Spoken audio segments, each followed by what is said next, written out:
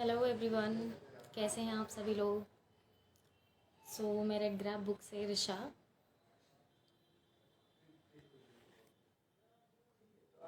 हमारे साथ मिस्टर लोकेश गुलियानी जी जुड़ रहे हैं अपनी बुक के लाइव इंटरव्यू हिम्मत की लाली के लिए। Here is the book, as you can सी।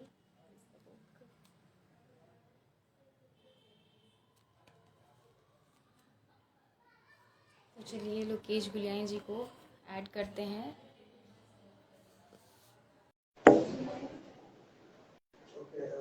निहाल का उपयोग की करें को हेलो सर। हाय।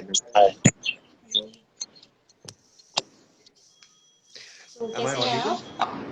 जी मैं यस ठीक हूँ, सर। Thank you. अपने बारे में कुछ बताइए। हम्म देखिए, लेखक के तौर पे तो आपने इंट्रोड्यूस करा ही दिया। उसके अलावा काफी लंबे समय तक रेडियो टेलीविजन से जुड़ा रहा था। प्रोग्रामिंग की है मैंने, रेडियो टेलीविजन के प्रोग्राम्स बनाए हैं। उसके अलावा काफी लंबे समय तक एज अ गवर्नमेंट एडवाइजर भी काम किया है और फिलहाल अपने ही शहर जयपुर में एक एमएनसी के लिए काम कर रहा हूँ। अच्छा, तो अभी आप जॉब भी कर रहे हैं इसका मतलब? हाँ, मैं कॉर्पोरेट कम्युनिकेशन, पब्लिक रिलेशंस वगैरह में शुरू से मैं इन्वॉल्व रहा हूँ आफ्टर द मीडिया। तो सर जॉब और राइटिंग कैसे मैनेज करते हैं आप ये दोनों चीज़ें साथ में? देखिए, राइटिंग शुरू से एक इंटीग्रल पार्ट रहा है मेरी नौकरी का। जब मैं रेडियो टेलीविजन में था मैं तब से लिखता आया था, लेकिन तब मैं स्क्रिप्ट्स लिखता था बेसिकली। तब ऐसा कुछ जी। फिक्स नहीं था कि मुझे राइटिंग करनी है, फिक्शन लिखना है या नॉन फिक्शन लिखना है। तब ऐसा कोई दिमाग में ऐसे ख्याल आते नहीं थे। मगर अब चूंकि मैं रेडियो टेलीविजन के लिए कोई स्क्रिप्टिंग वगैरह नहीं करता हूँ, तो राइटिंग का जो शौक है वो तो मरा नहीं है, वो तो बल्कि और ज्यादा मतलब तीखा हो गया है। तो जी। उसको मैं लिख के पूरा करता हूँ, और लिखने को मैं कभी बर्डन नहीं मानता। लिखना मेरे अंदर से नेचुरली आता है, स्वाभाविक रूप से आता है। तो जब मूड बन जाता है लिख लेते हैं, और वो एडजस्ट भी हो जाता है। It's like this. तो सर ये आपकी पहली बुक है हमारे मतलब पहली बुक आप लिख रहे हैं ये? नहीं नहीं, ये हिम्मत की लाली मेरी छठी किताब है, तीसरा उपन्यास है। इसके अलावा दो शॉर्ट स्टोरी और एक पोएम्स का कलेक्शन आ चुका है ऑलरेडी। ठीक है।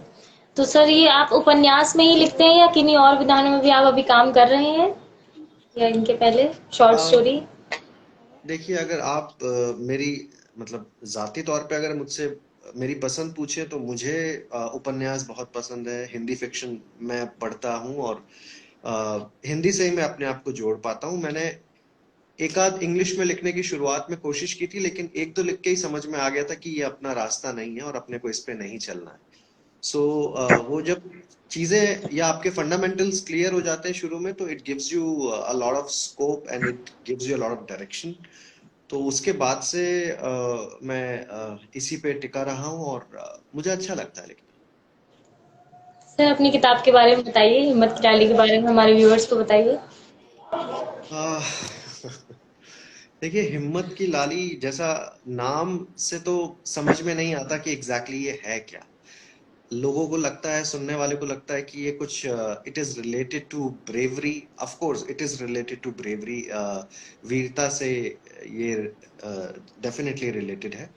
मगर जहां तक किताब के बारे में बात करूं, तो किताब जो हमारा राजस्थान का शेखावटी अंचल है, जो हमारा शेखावटी का जो भूभाग है, उसको लेके ये एक प्रेम कथा बुनी गई है। लड़का जो है उसका नाम हिम्मत है, लड़की का नाम लाली है, और उन दोनों के बीच का जो प्रेम का जो ताना बाना है, वही हिम्मत की लाली है। मतलब हिम्मत की लाली, लड़के की जी। लड़की। ठीक है। इसको इस तरह से ठीक है। समझिए जी। दोनों के नाम है और उनको जोड़ के परस्पर एक टाइटल दिया गया है। तो सर कैसे इंस्पिरेशन कहाँ से मिली आपको ये लिखने की, हिम्मत की डायरी? हम्म, देखिए, हिम्मत की लाली का बड़ा अजीब सा एक वाकया है। अगर आप इंस्पिरेशन, पहले तो मैं आपके सवाल का मैं जवाब थोड़ा सा मैं रुक के देता हूँ। पहले मैं बताता हूँ कि मुझे क्या लगता है कि एज अ राइटर इंस्पिरेशन का क्या मतलब है। हम्म। मुझे ऐसा लगता है कि एज अ राइटर इंस्पिरेशन दो ही बार मिलती है। पहली बार मिलती है जब आप पहली बार लिखना शुरू करते हैं, for the very first time in your life. उसको आप कह सकते हैं कि हाँ, मैं किसी से इंस्पायर हुआ और उसके बाद मैंने लिखना शुरू किया। और एक इंस्पिरेशन तब मिलती है जब आप लिखना छोड़ चुके होते हैं कई कारणों से, या राइटर ब्लॉक आपके दिमाग में आ जाता है और आप बहुत टाइम से कुछ लिख ही नहीं पा रहे, मतलब सालों तक निकल गए और आप लिखने पे दोबारा लौटे नहीं। तब जो एक बार और आपको इंस्पिरेशन मिलती है, तो ये दो टाइम है जब एक राइटर को इंस्पिरेशन मिलती है। इसके बीच में वो जो भी लिखता है वो सब रेफरेंस है। तो हिम्मत की लाली चूंकि मैं लगातार लिख रहा था, तो इसका जो रेफरेंस था वो बड़ा अजीब सा रेफरेंस है। मैं एक दिन यूट्यूब पे एक गाना सुन रहा था, I hung my head by Bruce Springsteen. तो वो गाना सुनते सुनते वो एक लड़के की कहानी है जो अपने बड़े भाई के पिस्तौल से किसी को मार देता है गलती से। तो वहां से ये हिम्मत का कैरेक्टर मेरे दिमाग में आया कि ये कोई लड़का है, राजपूत लड़का, जो एक टीले पे बैठा है और अपनी गन लेके बैठा है। वहां से बस बस इतना सा था मेरे दिमाग में। यहाँ से पूरी किताब, पहले वो कैरेक्टर आया, फिर वो धीरे धीरे एक लड़की उस कैरेक्टर में आई जो लाली थी, उसको ढूंढते ढूंढते कि भाई कहाँ है हिम्मत वगैरह वगैरह। और वहां से एक पूरी कहानी ने जन्म ले लिया। और अमूमन देखिए, राइटर्स के साथ यही होता है। राइटर दो तरह के होते हैं, या तो होते हैं जो मेथड से लिखते हैं, हाँ। जिनको शुरू से एंड तक पता होता है कि भाई हम ऐसे ऐसे शुरू करेंगे, ये कैरेक्टर्स आएंगे और ऐसे खत्म करेंगे। और एक दूसरी तरह के राइटर्स होते हैं जो मेथड फॉलो नहीं करते, वो दिल से लिखते हैं। मतलब जब जो दिमाग में आता है, कहानी अपने आप भागती है और वो लिखते चले जाते हैं। कहानी उनसे एक समय के बाद खुद डिमांड करती है कि अब ये लिखा जाए। तो मैं वो सेकंड कैटेगरी में फॉलो करता हूँ। मुझसे मेथड से नहीं लिखा जाता। इसको मेरी लिमिटेशन मान लीजिए या कोई विशेषता मान लीजिए, आई एम नॉट श्योर।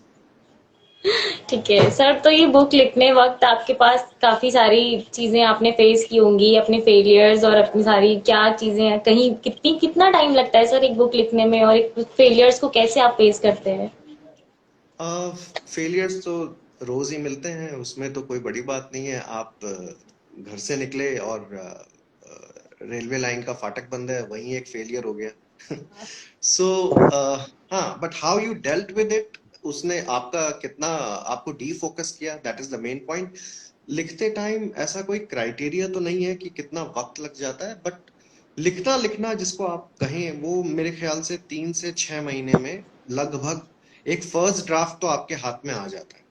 अगर आप डेडिकेटेडली कुछ 100 शब्द, लाइक 400 500 शब्द या 1000 शब्द अगर आप डेली लिख रहे हैं, तो आपके पास 6 महीने के अंदर अंदर एक 30,000 शब्दों की किताब, या 35,000 या 40,000, जो भी आप सोच के बैठे हैं, या जो आपकी कहानी की डिमांड है, वो लगभग आ जाती है। अब उसके बाद जो असली कहानी शुरू होती है, वो होती है उसको और एनहांस करने में, उसको और सफाई करने में, और उसको और टाइट करने में। सेकंड, उसके लिए एक माकूल, एक सूटेबल पब्लिशर ढूंढने में, वो सबसे बड़ी फाइट है। वहीं आदमी का सक्सेस और फेलियर होता है। और खासकर आजकल ट्रेडिशनल पब्लिशर को ढूंढना बहुत मुश्किल है। बट आई वाज जी। Lucky, I found red grab, जिन्होंने मेरी किताब को ट्रेडिशनली छापा। Thank you so much for that. Okay, thank you. तो सर, हमारी कुछ और व्यूअर्स को टिप्स एंड ट्रिक्स, जो हमारे फ्यूचर ऑथर्स हैं जो हम लिख रहे हैं, उनके लिए कुछ सजेशन आप कुछ कहना चाहेंगे उनके लिए भी? देखिए, मैं तो खुद भी उनको अपने साथ ही खड़ा करके देखता हूँ। मैं उनके साथ ही खड़ा हूँ। मैं बस ये है कि मैं कुछ कदम मैंने आगे बढ़ा लिए हैं, कुछ अभी लिखने के लिए सोच रहे हैं, तो मैं उनके लिए 2 3 बातें मैं बोल सकता हूँ जो मैंने अब तक सीखी लिखने के दौरान। कि क्या है कि एक तो जो लैंग्वेज, जो भाषा जिसमें आप सोचते हैं, उसी में लिखिए, सबसे पहली बात तो। That is most important. अगर आप हिंदी में सोचते हैं, आप हिंदी में लिखिए। अगर आप इंग्लिश में सोचते हैं, आप इंग्लिश में लिखिए। तो एक एक तो इस चीज को दरकिनार कर दीजिए कि भाई किस में लिखना है, जिसमें आप सोचते हैं। आप दूसरी सोच। बात, किताब लिखना, लिखने से ज्यादा जरूरी है किताबें पढ़ना। आपने जी। दूसरे राइटर्स को बहुत पढ़िए, इतना पढ़िए कि वो पढ़ पढ़ के ना आपको अंदर से, मतलब अपने अरे, आप पे गुस्सा आने लग जाए एक एक टाइम के बाद कि मैं क्यों नहीं लिख रहा। मतलब I can also write, I can also write this beautifully, और I can express it better. तो वो जब एक अंदर से आपके जब वो पुकार आने लग जाएगी ना, उसके बाद आप कलम उठाएंगे तो शायद कुछ निकल के आए। तीसरी बात, किसी को देख के मत लिखिए कि फला आदमी ने 4 किताबें लिख ली है, 5 लिख ली है, तो आप भी लिख लेंगे। अगर वो आपके अंदर मूलतः नहीं है, अगर आपके अंदर अंदर एक ओरिजिनली एक राइटर नहीं बैठा, तो उसको पनपने का पहले टाइम दीजिए, उस पूरे प्रोसेस से गुजरिए, उसके बाद आप अपना लिखना या लेखन आप शुरू करिए।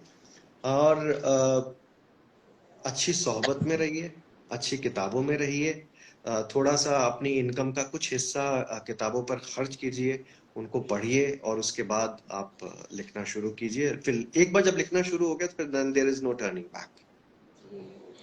ठीक है। तो सर, से बात करके बहुत अच्छा लगा हमें। हमारे दर्शकों को और कुछ कहना चाहेंगे आप, जो हमारे व्यूअर्स अभी देख रहे हैं? आ, देखिए, कई तो मुझे इतने लंबे समय से जानते हैं, जो देख रहे हैं, कि मैं उनको क्या बोलूं, वो सब मेरे बारे में जानते पहचानते हैं। हाँ, यदि मैं इतना ही कह सकता हूँ कि भाई, मेरी ये नई किताब आई है, इसको जरूर पढ़िए और अपनी प्रतिक्रिया से मुझे अवगत कराइए। और अगर अभी कोई हमसे जुड़ के कोई क्वेश्चन है, तो वो हम ले सकते हैं। नहीं तो आप और मैं, अगर आप 2-3 मिनट और बात करना चाहें, तो हम कर सकते हैं। जी जी। अब बहुत सजेशंस पे आप, हमारे कमेंट्स आ रहे हैं कि आपका सजेशन इनको बहुत अच्छा लगा। आप एक बार पढ़िए। Thank you. जी। हम्म, तो ठीक है सर, आपसे बात करके मुझे बहुत अच्छा लगा। हम लोग नेक्स्ट इंटरव्यूज में आपसे आगे मिलते रहेंगे। जी, thank you Risha, thank you Redcraft, thank you listeners. Bye bye. Okay.